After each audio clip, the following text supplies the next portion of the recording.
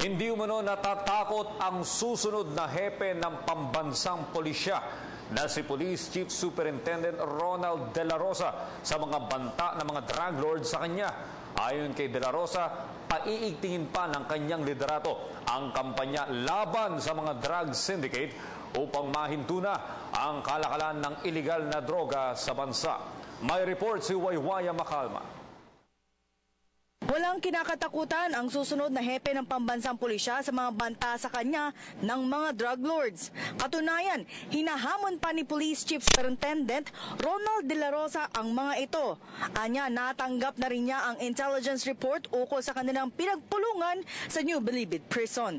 Ito ay ang pagbibigay ng pabuya para sa kanilang dalawa ni President-elect Rodrigo Duterte na 10 milyon para sa pagkakahuli at makakapatay sa kanila. May information na karating sa akin, galing from the inside, galing sa loob, na gano'n nga, dudublihin nila.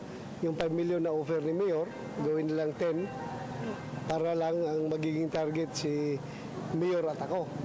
Kami ni Mayor ang magiging target. Gawin daw lang 10 million. Masasabi ko lang naman dyan is, bring it on.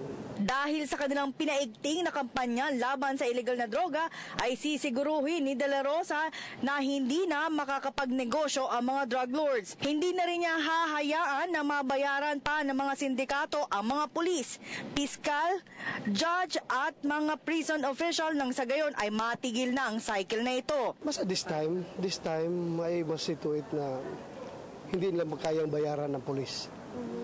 Pag-upo ko? Pag-upo ko.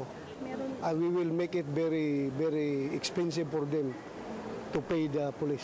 Sa kabila nito ay hindi natatakot mamatay si De La Rosa lalo't sa kanyang mga plano laban sa illegal na droga. Hindi man siguro ako ganun kagwapo na takot ako mamatay. Anytime you can kill me. Sabi ko, bring it on. Punta kayo dito kung gusto nyo. Abangan nyo ako kung saan nyo gusto ko abangan. Hindi ako takot mamatay, hindi ba ako gwapo. Kaya nga, hinahamon ko lang sila ng gira. Hinahamon ko lang sila ng barilan para matapos na lahat. Kasi magpapail-pail ka pa ng kaso tapos ngayon ang pulis pa ang mahaharas dahil sa dami nila ng pera, di ba? Magre-resback sila sa pulis tapos ang pulis ang magkakaproblema. So para once and for all matapos na ito, gira na lang. Hamunin ko sila ng gira.